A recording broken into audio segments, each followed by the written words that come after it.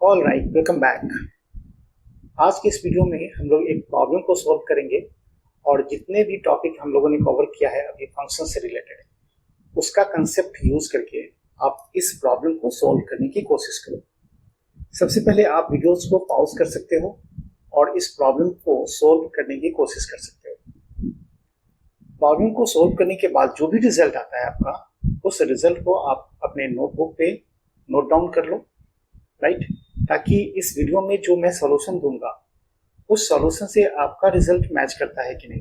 अगर मैच कर जा रहा है इसका मतलब आपने फंक्शन को अच्छी तरह से समझ लिया है, और अगर कहीं पे मिस्टेक है तो फिर से आप अपने कंसेप्ट को रीबिल्ड कर सकते हो। आप कहाँ पे मिस कर रहे हो, किस पॉइंट पे आप मिस कर रहे हो, उस लॉजिक को आप फिर से समझने की कोशिश कर सकते हो, राइट।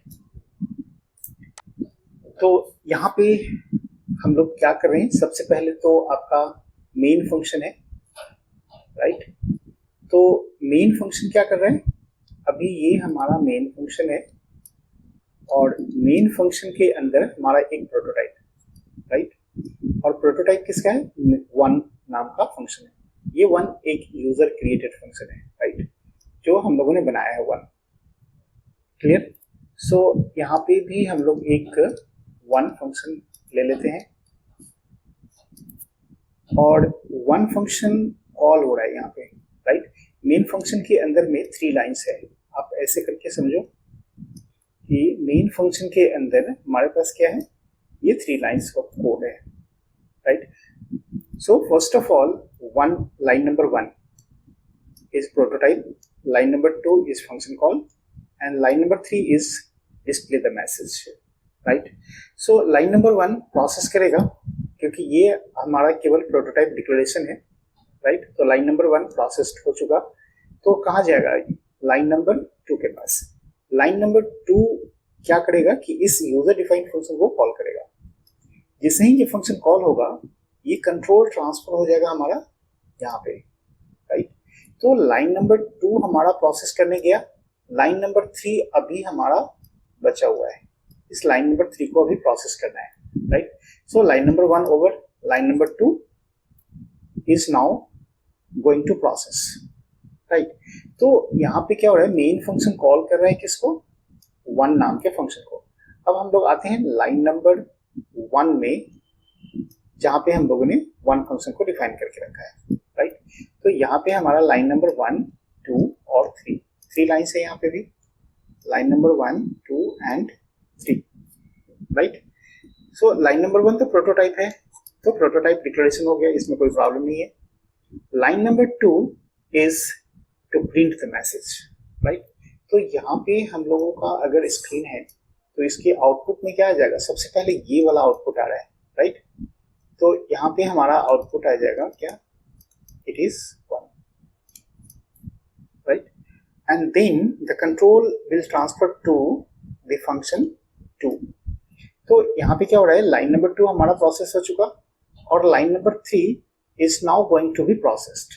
so लाइन नंबर 3 भी हमारा मूव कर गया यहाँ पे।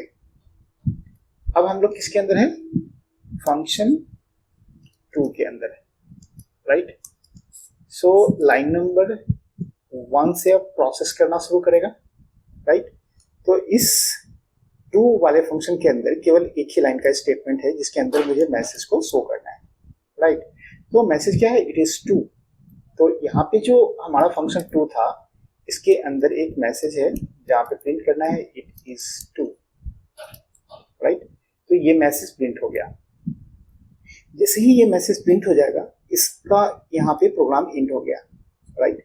तो जैसे ही 2 का प्रोग्राम एंड होगा, ये वापस रिटर्न बैक जाएगा जहां से ये इन्वोक हुआ था, राइट। तो इन्वोकिंग फंक्शन कौन था हमारा, 1 के अंदर से हमारा 2 फंक्शन इन्वोक हुआ था, तो ये रिटर्न बैक फिर जाएगा किसके अंदर, 1 के अंदर।